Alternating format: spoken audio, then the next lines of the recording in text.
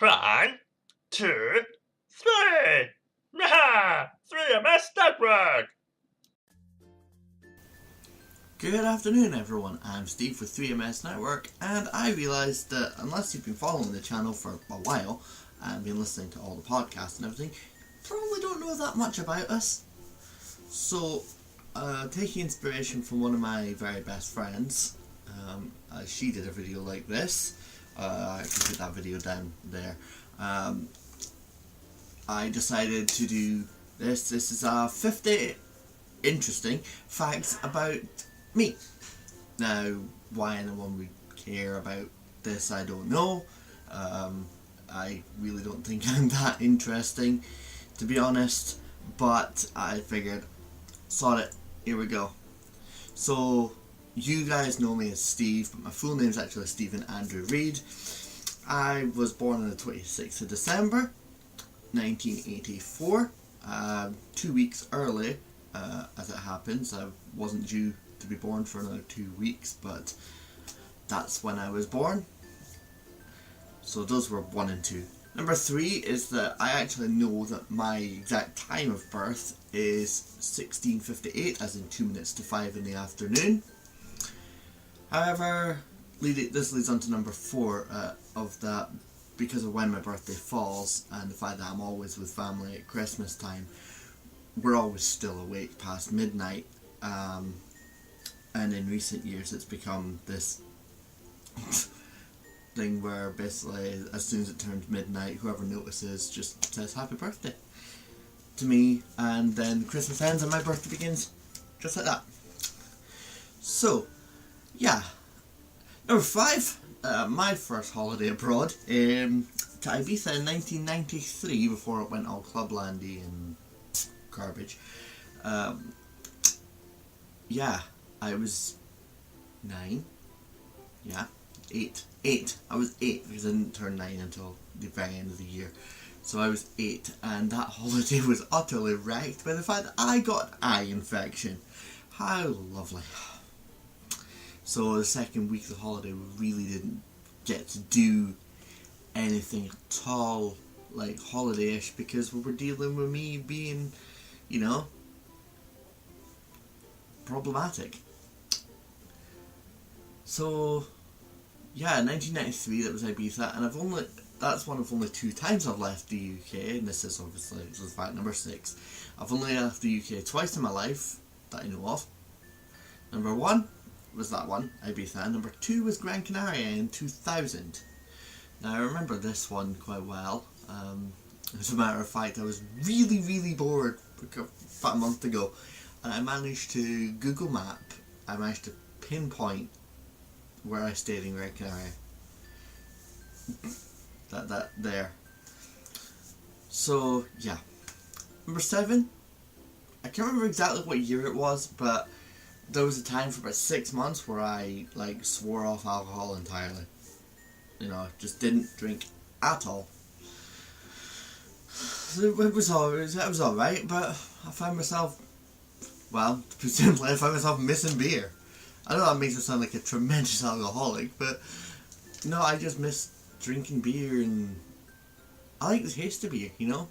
I like the taste of tea as well, but still, yeah. So, I say that makes me sound like a massive alcoholic, but I'm really not. Well, I used to drink a lot more than I do nowadays. As a matter of fact, in my entire life, I've only lost memories. There's only one time in my entire life where I have no memory of a period of what happened, and that was 2009. I had been to a convention, and then me and a few friends went to a grand cosplay ball, and we drank lots and lots of drinks, like ridiculous amounts, like more than I've ever drank any other time in my life. I got back to my hotel, and I can remember getting back to my hotel room and crashing out, and then waking up 8 hours later. Apparently, and there is evidence to back this up, in those 8 hours, got up, went to someone else's party in their hotel room. Don't have any memories. It is literally a blank, and there's nothing in here of anything that happened. Apparently, thankfully, I didn't do anything like stupid, you know. But yeah, so that's fine. So yeah, and number 9, I've got 3 tattoos so far. Now this one is my most recent. This is the Red Raptor one. I got this in March 2016. A friend in Birmingham did that. This one, which, yeah, that's my tribute to Ray. I'll come back to that later. And that was my first one. 2011 I got that one. So yeah, those are my 3 tattoos so far. I'm not anywhere near done getting them put on me. But yeah. So number 10. A lot of people know I go to Comic-Cons and anime conventions and all sorts, and you know, I've been doing that since 2005. That was my first con. So yeah, I've gone to a lot of conventions in my time, and since 2005 I've been going to them. First one was Iacon in 2005. That was interesting, and you know, wasn't my best time that I've ever had. I made quite a dick of myself. And it was probably a con I probably shouldn't have gone to, but I was young and a moron. So, yeah. So, yeah, that happens, you know. More recent cons have been a lot more fun, and I think I appreciate them more now that I'm older, and a bit more responsible with certain things. And that's kind of why I missed the last con, because I had to take responsibility for the fact that I really couldn't afford to go. So next one is number 11.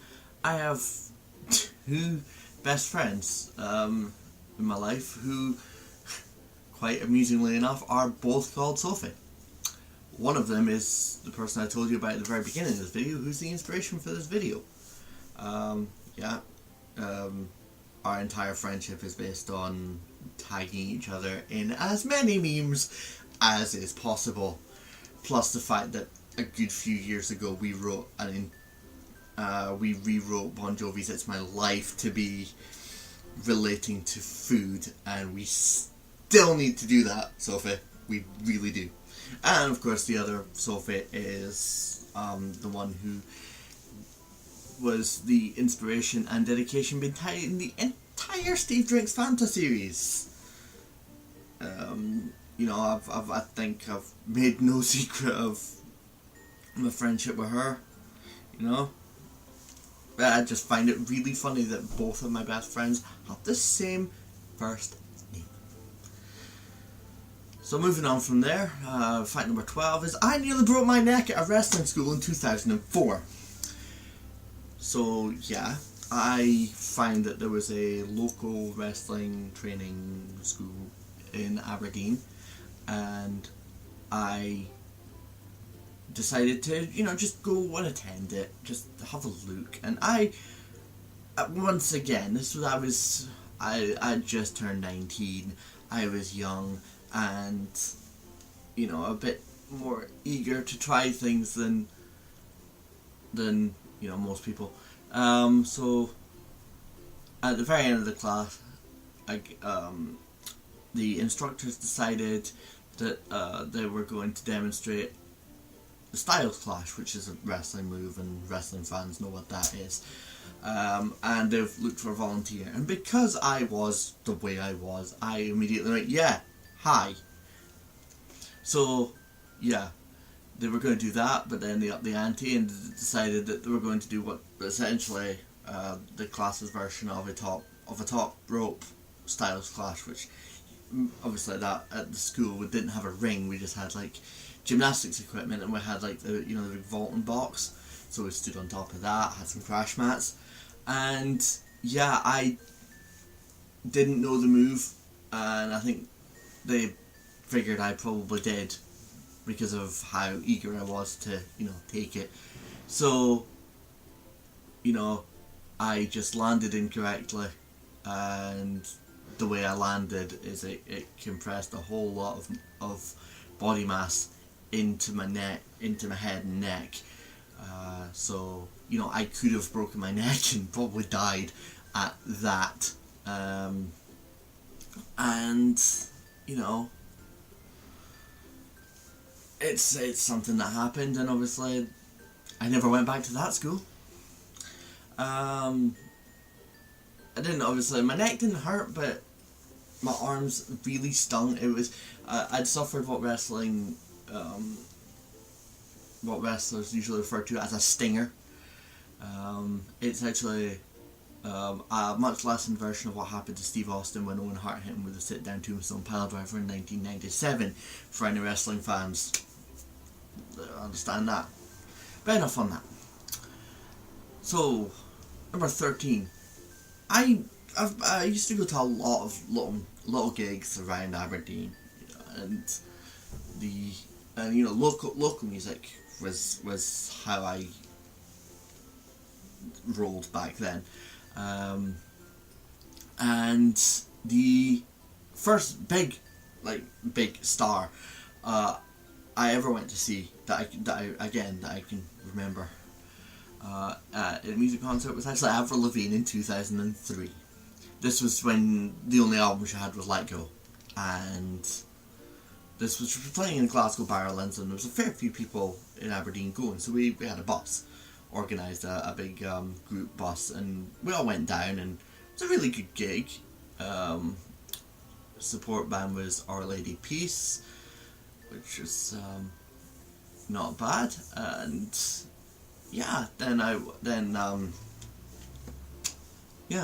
later that year I then went to see Iron Maiden, so yeah, that was the first and second ones in the same year. So, moving on to gigs, I've also been to a fair few comedy shows. Two memorable ones are Frankie Boyle, which I will come back to again later, because there's another fact about that that's quite funny, and Ross Noble. And the Ross Noble one I went to with my two brothers, Daniel and Chris,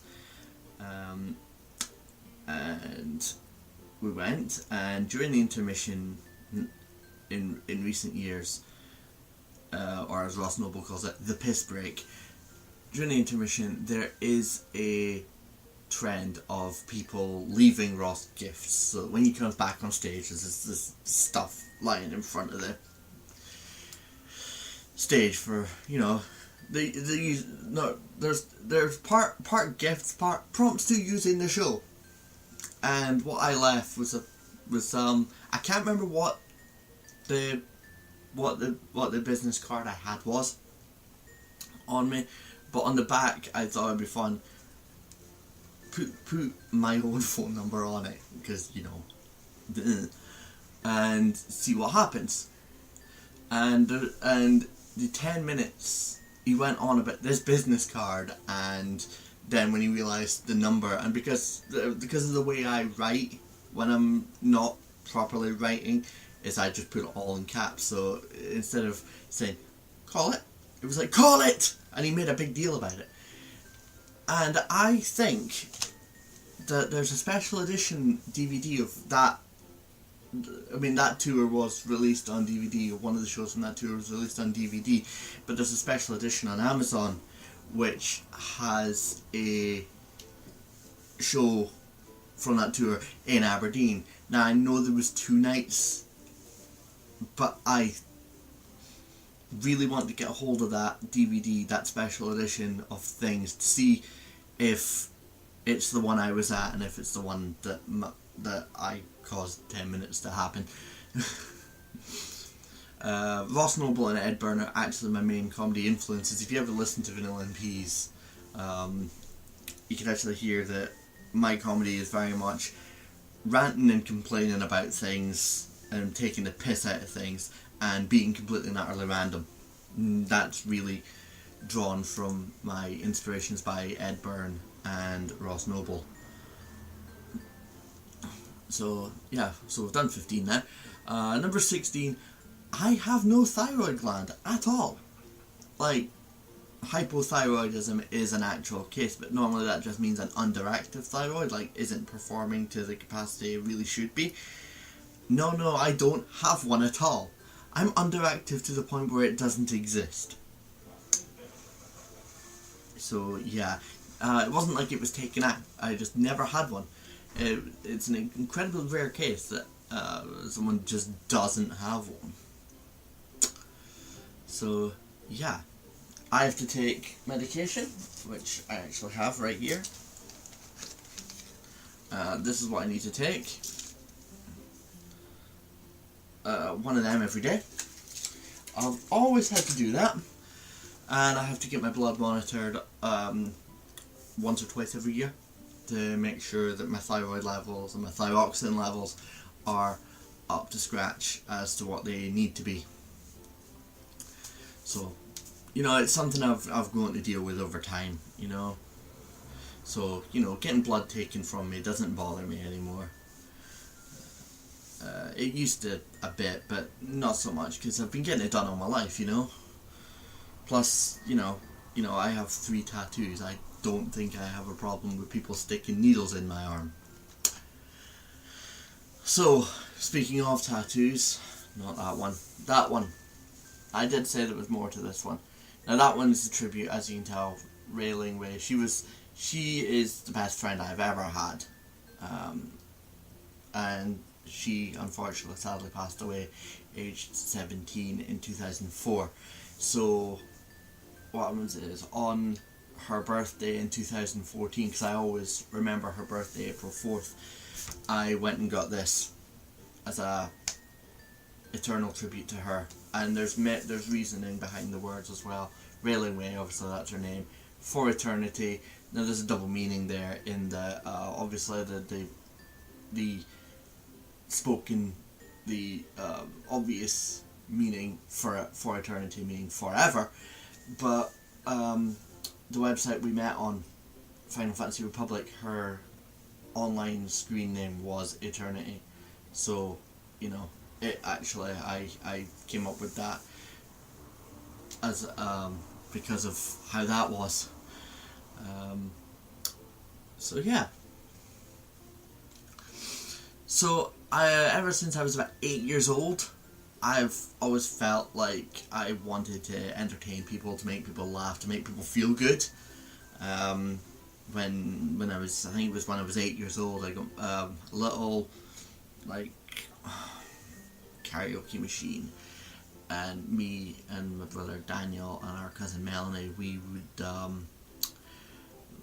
record onto a blank tape. We'd pretend we were DJs on this radio station, and you know, ever since then, I've always been someone who's wanted to you know, bring entertainment and joy to people.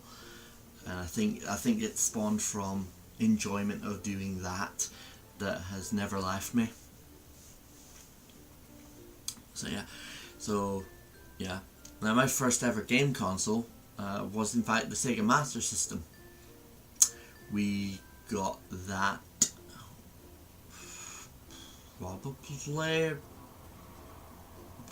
about 6 or 7, I think, when we got that. And yeah, I remember playing it a lot, playing Alex Kidd in Miracle World. It was pre-programmed into the console. You didn't need a cartridge for it, it was already in there. Probably one of the originators of like digital content preloaded into a console, really. And then obviously played Sonic on there, and that's where I got quite interested in Sonic the Hedgehog. Eventually I ended up playing the Mega Drive versions as well.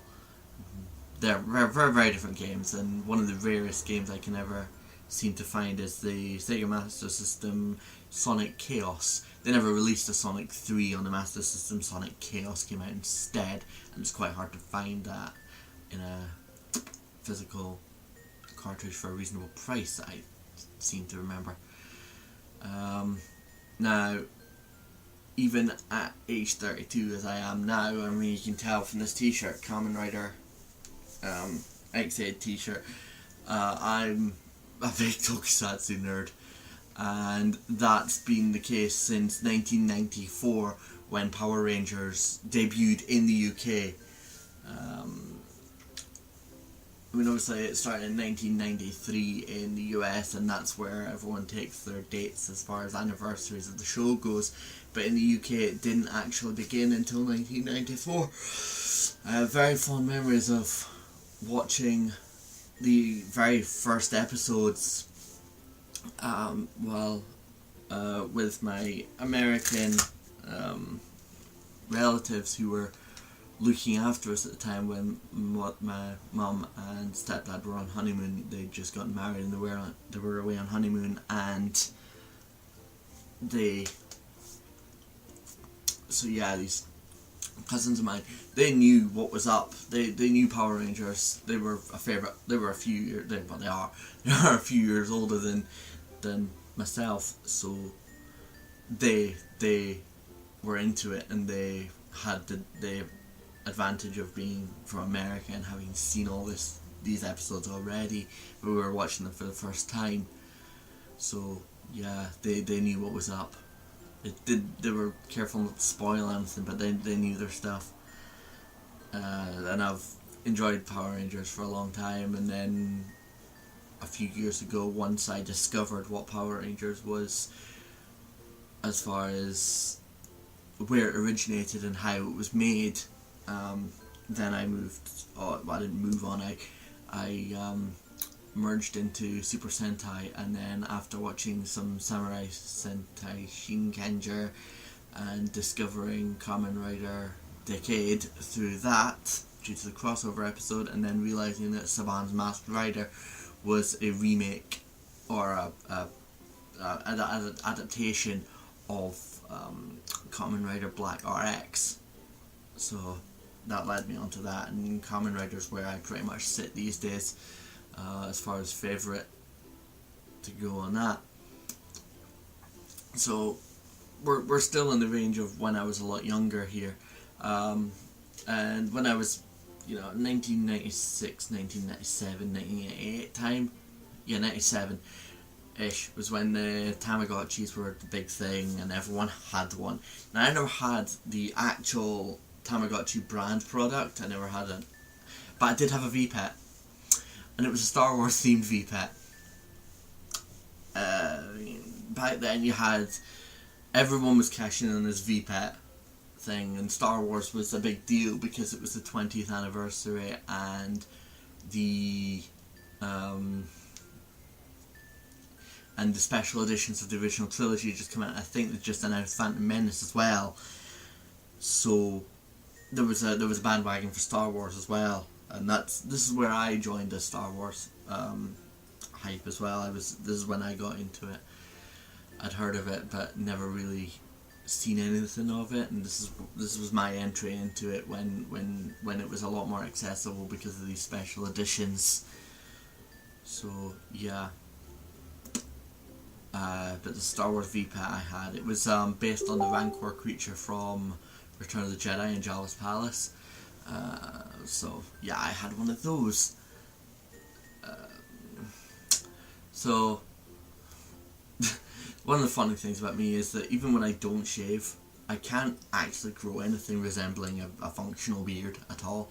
It just looks like I've attached a Brillo pad to my face. It's really, no. I can't.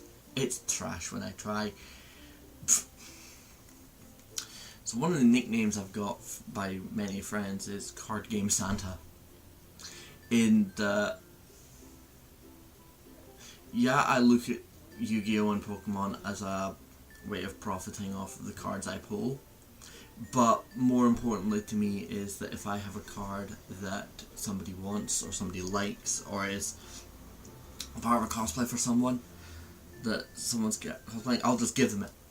I don't care about money values when it comes to helping a friend out or making a friend happy. I think we established this when I said about being an entertainer and bringing joy to people since I was 8. I will, forsake any profit I'd make off that card if it's going to make any friend happy, because that's more important to me anyway. Now this tattoo here was, I mentioned it was Raid Raptors. Raid Raptors are probably my favourite archetype in Yu-Gi-Oh history. I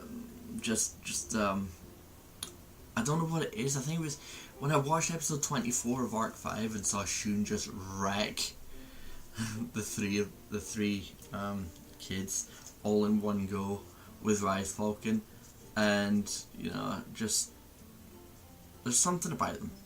And then seeing them in action, plus the fact that Shun played two of the best duels in the entirety of Arc 5 against Sora and then against Dennis. So I developed definite love for Raid Raptors off of that. When I'm watching anime, or not just an anime, and anything I gain an interest in, I definitely have a type when it comes to favourite characters, and they're usually like the moody, not necessarily antagonists, but they're like the moody, like quiet characters. I mean, examples are Shun from Yu-Gi-Oh!, Gladian from Pokemon, Taiga from Kamen Rider X-Aid. Definitely that sort of character who's, just a bit like moody, not necessarily a morally good or bad person, but just I favour the grey, essentially. That's how it is. So that's 25 facts already. Wow. So I have a thing that happens that I'm always humming, whistling, singing something. Whenever I'm not speaking to somebody or watching something, basically whenever my brain is idling, I'm always humming or singing or whistling something. Because I've always got a song stuck in my head, because I'm like quite often listening to things, so things get stuck in my head, so I'm always whistling or whatever. So yeah, two favourite Pokemon, as long as I can remember, are Weavile and Crobat, and these are from two different elements here. Weavile was my favourite Pokemon due to the video games. They're just the sort of Pokemon I liked. A fast hitter. It was a fast hitter. Couldn't take hits. It can't take hits very well, but it's a good attacker and it's fast. And that was what appealed to me about it. So I like Weavile from the games, but in the TCG, I developed a really keen love for Crobat, and this goes back as far as Crobat Prime in the Heart Gold Soul Silver times. Because of Crobat Prime having this ability which I hadn't really seen much of before. I think it was called one energy called Cross Poison, and basically it did the poison, and then you put 4 damage counters instead of just the 1 damage counter every turn. So basically this was really crippling, because back then Pokemon didn't have really much more than 140 HP. So, a few turns of poison, dead. And then obviously that went on and on and on and on. And then I managed to build a deck that could knock anything out within a turn or two. Just with Crobat. This was before one hit knockouts were so important in the TCG when everyone wants a fast game.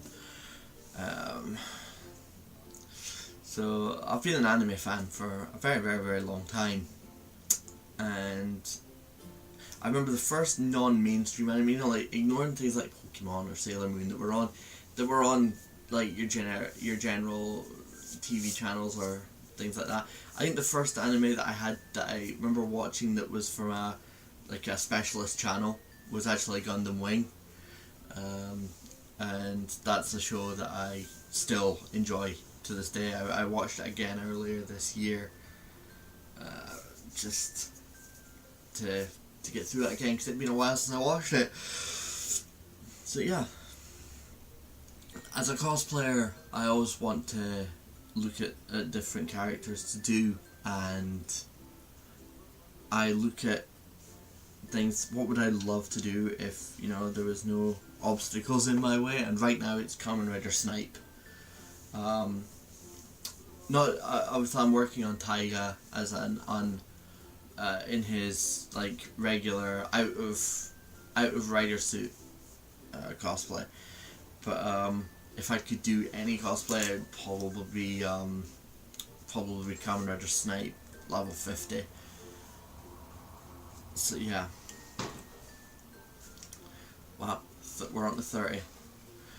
I always have a real love of seeing what things used to look like. You know, you can't go back in time and see what things used to look like, and I really enjoy remembering, like, I've seen these videos of the main street in Aberdeen as it was in 1991, and that always gives me the sense of nostalgia of like, wow, things were different back then.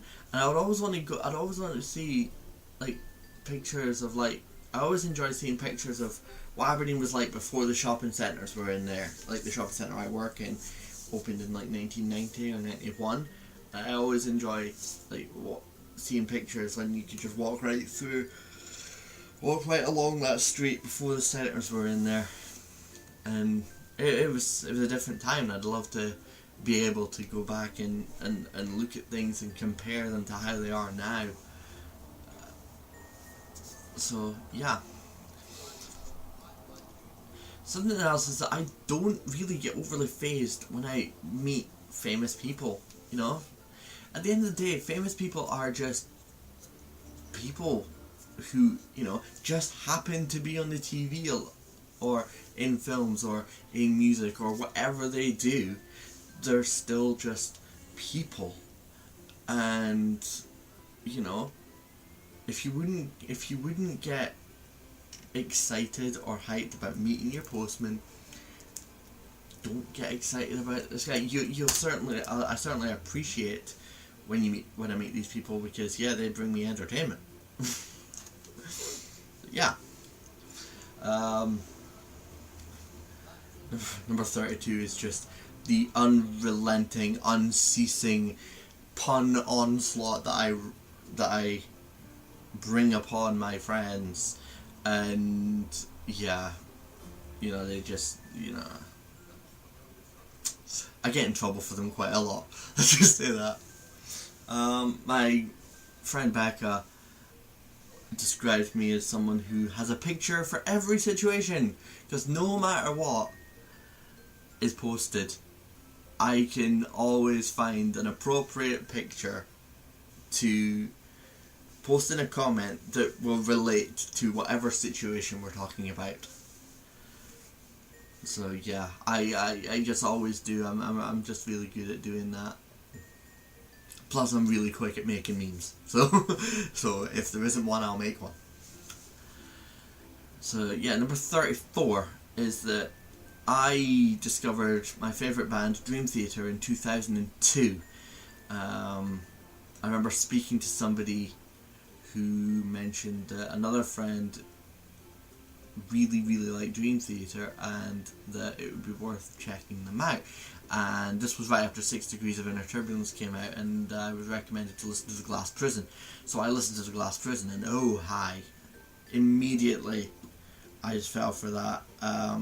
And before long, this was a few months before I got to know Andy. And then when I did get to know Andy, he gave me a couple more tracks to listen to. By then I'd already picked up Scenes from Memory as well, so I had a fair bit. And then not long after that, Train of Thought came out, and nowadays, you know, I just love Dream Theater so much. I'm really happy that I got to see them in 2012. That was probably my favourite gig that I've been to, was that one. So, on the subject of music, number 35, there are 2 songs I know almost word perfectly in Japanese. I might slip up every now and again, I'm not perfect at them, but X Japan's Tears and Baby Metal's No Rain No Rainbow, I pretty much got down. perfect. So yeah. So earlier I mentioned about having a Master System as my first console, but I can also remember the day I got my first PS1. It was Christmas 1998, in fact. And myself and Daniel, our dad, got us a PS1, and it was bought for, I believe it was gotten from Argos, because we specifically wanted to be gotten from there, because the deal they had at the time came with Crash Bandicoot 2 and most importantly Final Fantasy 7. So yeah, so we got that console. We spent the entirety of Christmas Day just playing Crash Bandicoot, because we couldn't play Final Fantasy 7 because we didn't have a memory card. We had to wait until the next day so that somebody could take us to Toys R Us in Glasgow, where we were at the time for that Christmas, and go and get a memory card. So yeah, and then obviously wait until we got back up to Aberdeen and played Final Fantasy 7. Then that was my first time playing Final Fantasy 7. So yeah, Christmas 1998 was my first PS1. 19 years ago almost. Wow. So I don't have a lot of scars on me at all, but I do have. I don't know if you'll be able to see. Actually, can I? No, I don't think you can see. Just. This is in the way. Hang on.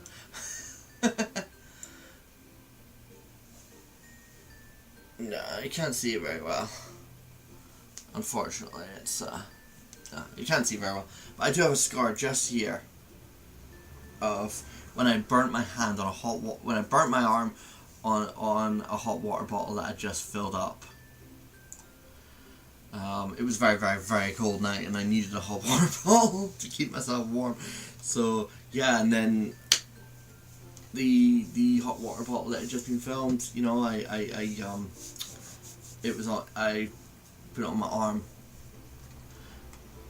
by accident. I can't remember the exact circumstances, but yeah, it burnt me, and that was 2009. And I still have this little scar right here.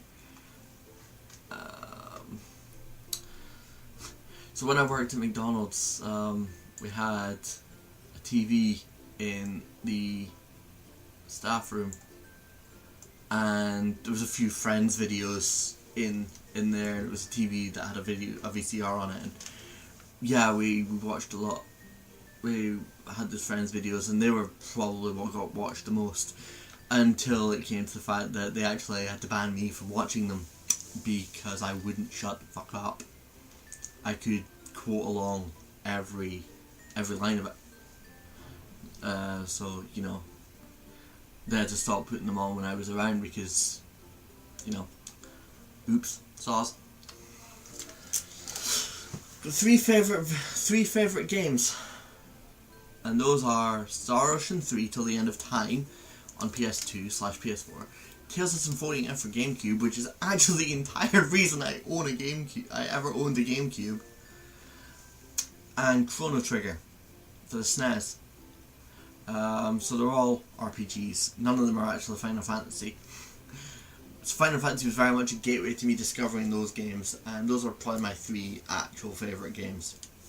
My favourite console is the PSP, just for the library it has. I mean, Dissidia, Crisis Core, Yu-Gi-Oh! Tag Force, Persona 3, Star Ocean 1 and 2. You know, these games that I can go back to over and over and over and still enjoy, and be able to take them on the move.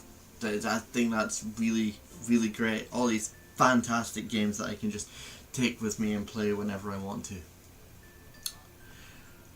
Now going back to Dream Theater, I really should have put these in some sort of order. But when Octavarium came out in 2005, I learned that entire album, lyric-wise, in like a day. Across 5 hours of trains. I went to Edinburgh and back for a work thing. On like the day after it came out, and I just listened to it over and over and over, and I managed to learn pretty much all that album's lyrics by the time I'd gotten home later that night.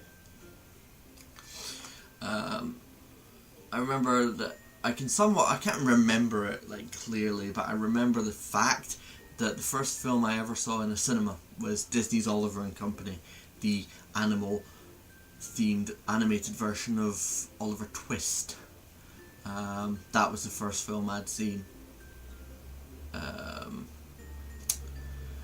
Yeah, that was the first film I saw in the cinema. Number 43 is, I've had Twitter since 2009, a number of names, but the first one I remember having that I used a lot was Ubal Malevolent, which sticks with me today in my email address. That I had to change that. I had to change it away from that because far too many people, wouldn't take the hint that account was just, it wasn't actually a Ubel roleplay account. Too many people tried to drag me into their RPs, and I wasn't an RPer. So I had to change my Twitter name to stop people trying to drag me into their Yu-Gi-Oh! GX RPs. I didn't have any interest in doing that, and people wouldn't take the hint that just because my name had Ubel in it didn't mean I was interested in pretending to be that character, you know? So, number 44 was 2012, May of 2012, I think. I went to MCM Comic Con. I didn't have a hotel booked, but what happened is I'd won a pair of tickets, or I'd won a ticket on one giveaway on Twitter and a ticket on another giveaway on a website. So I'd won tickets for both days of con. So, you know, I had these tickets to use, and so I was able to go, but I didn't have a hotel booked.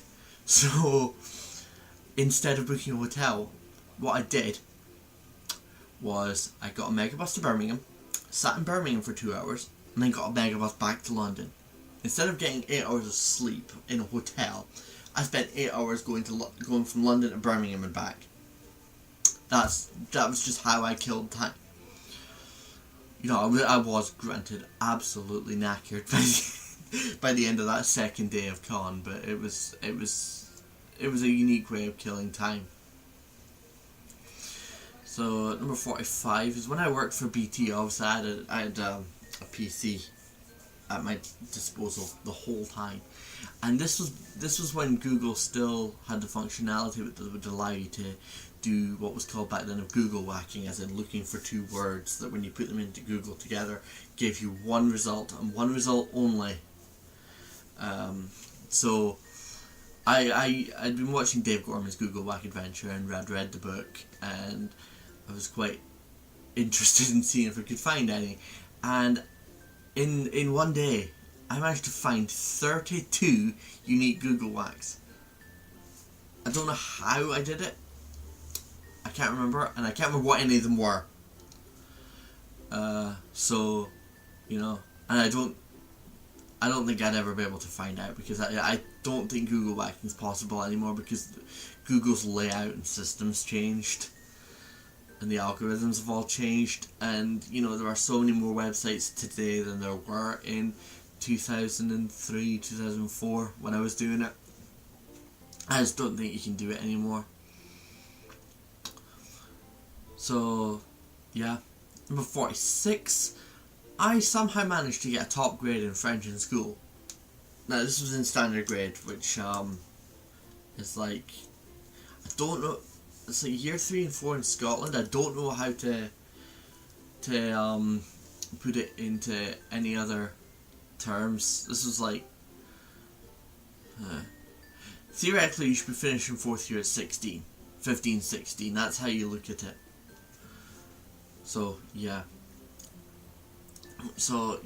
I managed to get the top grade in those years in French, despite the fact that the entirety of the 2 years, me and my friend would sit at the back of the class with another notebook and spend the entirety of the time drawing coming up with character designs, coming up with elements and ideas for what we planned at the time to be a video game design. But obviously that turned into elements that would form one of the short stories I'm looking at putting into action at some point in my life. It's been on the back burner for so many years. I might get it done eventually, you know. Can't promise anything. 47. I've accidentally managed to meet Billy Connolly twice. The comedian Billy Connolly, I've managed to meet him without planning to twice. Number one was one year where I was working at McDonald's and I'd been moved stores for a day, and I just managed to, and it was New Year's Eve, and he had come in with his family to that McDonald's, and you know, he's a really nice guy. You know, the one thing you have to make sure to do whenever a personality comes into a restaurant, you leave them alone while they're eating. You know, you don't bug them for autographs or to interact with them. They're there on their own family time. They're not there to entertain or indulge you. So I waited until they were done, and as they were leaving, I asked them if everything was alright. If everything was okay with the meal. He said yes, thank you.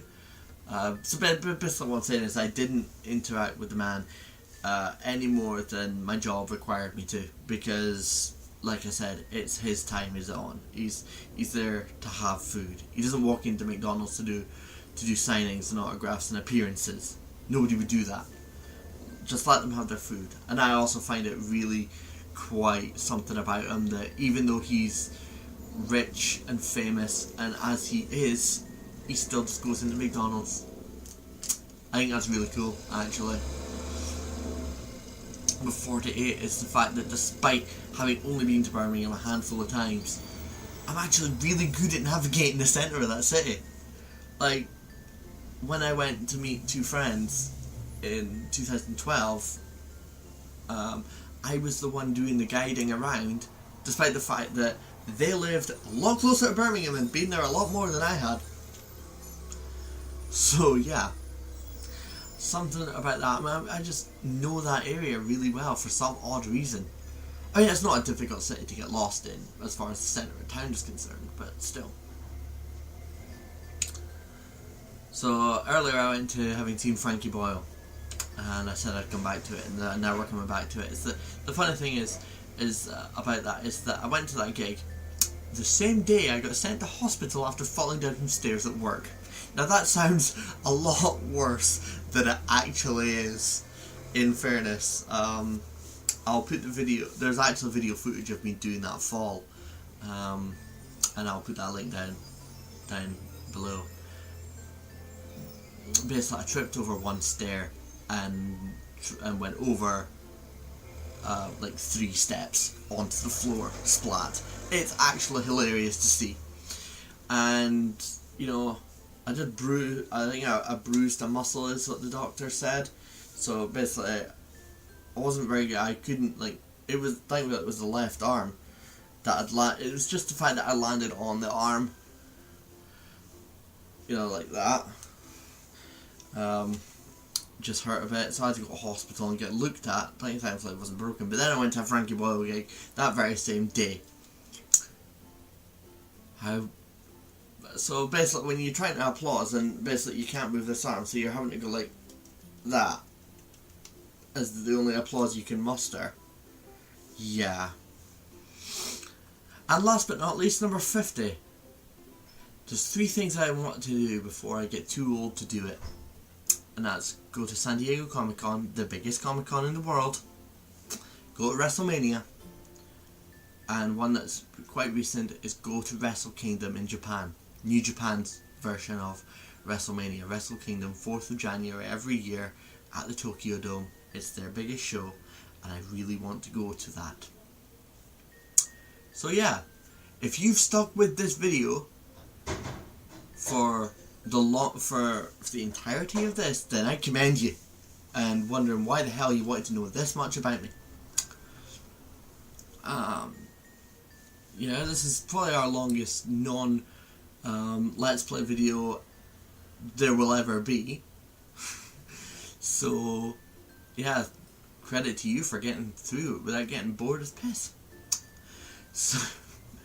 So yeah. I've been Steve with 3MS Network, and I'm not going to keep you for 3 more seconds. 1, 2, 3. 3MS Network.